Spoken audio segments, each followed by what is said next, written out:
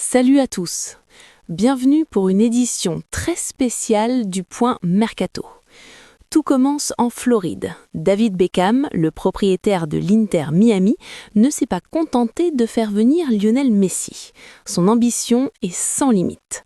Selon nos informations, la franchise de Major League Soccer nourrit un projet audacieux, presque irréel, recruter Cristiano Ronaldo.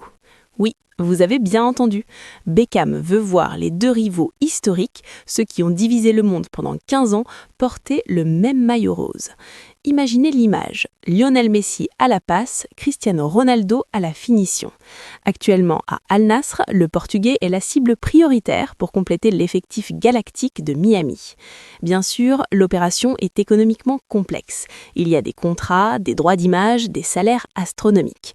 Mais pour Miami, l'impact médiatique serait sans précédent dans l'histoire du sport. Ce serait la last dance ultime, une dernière image légendaire offerte aux amateurs de football avant la retraite de ces deux monstres sacrés.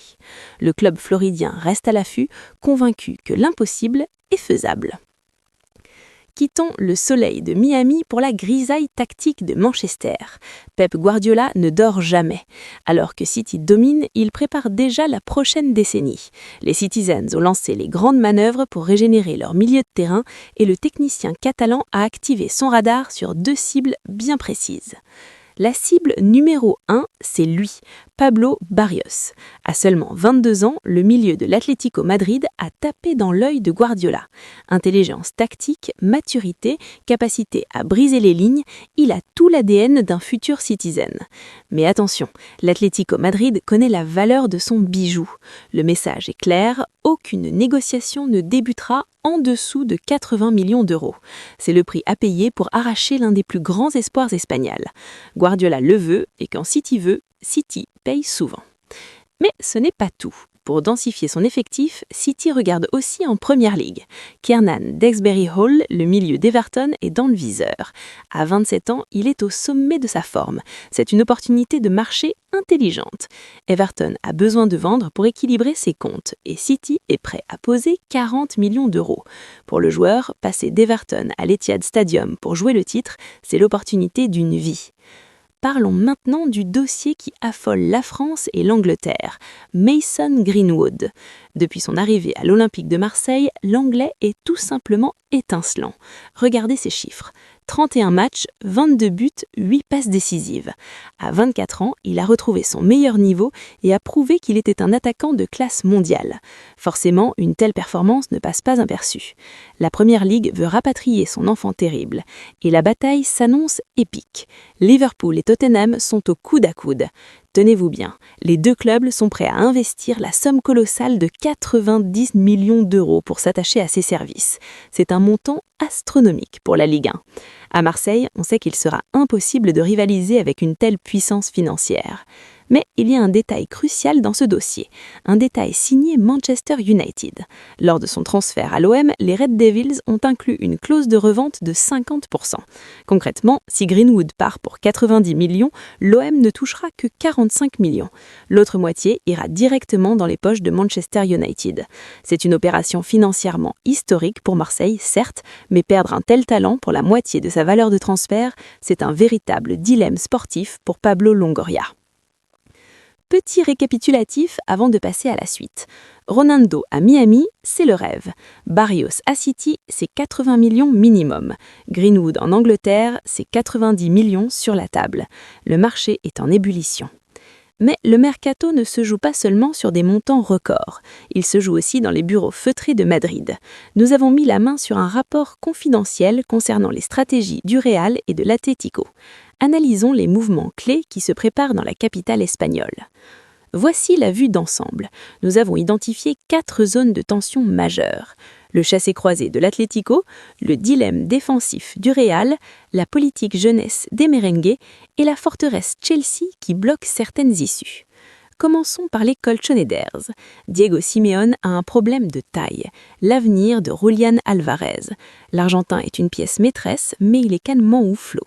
Chelsea a pris une longueur d'avance avec des discussions entamées. Le Barça est intéressé, mais ses finances bloquent tout mouvement concret.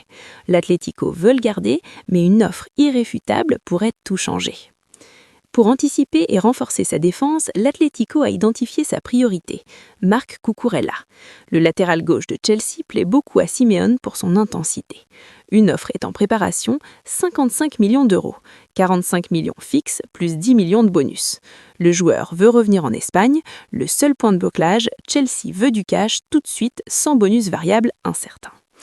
Au milieu, l'Atlético veut du lourd. La cible, c'est Ederson de l'Atalanta Bergamas, un monstre physique capable de presser haut.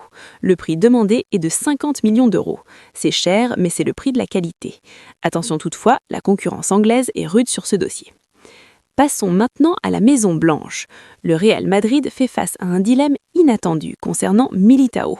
Manchester United, encore eux, a formulé une offre formelle de 40 millions d'euros pour le défenseur brésilien. À 28 ans, c'est un cadre. Faut-il vendre pour libérer de la masse salariale? Le club est en phase d'analyse. Pourquoi hésite-t-il? Regardez ce graphique. Si le Real vend Militao à 40 millions, le coût pour le remplacer par un défenseur de top tier est aujourd'hui estimé entre 60 et 80 millions. Vendre créerait un déficit qualitatif difficile à combler sans se ruiner. L'équation économique est risquée. Fidèle à sa stratégie, le Real prépare aussi 2026. Le club a flashé sur Jérémy Monzenga, un ailier de 16 ans de Leicester City. Le plan est machiavélique et brillant. L'acheter maintenant pour 15 millions, le laisser mûrir 2 ans en prêt en Angleterre et l'intégrer à sa majorité. Un pari sur l'avenir à moindre coût. Pour le couloir gauche, une vieille piste est réactivée. Nathaniel Brown de l'Eintracht Francfort. Estimé entre 20 et 25 millions, c'est une option fiable et bon marché pour sécuriser un poste où Ferland Mendy est souvent remis en question. Enfin, côté départ, c'est probablement la fin de l'aventure pour Brahim Diaz.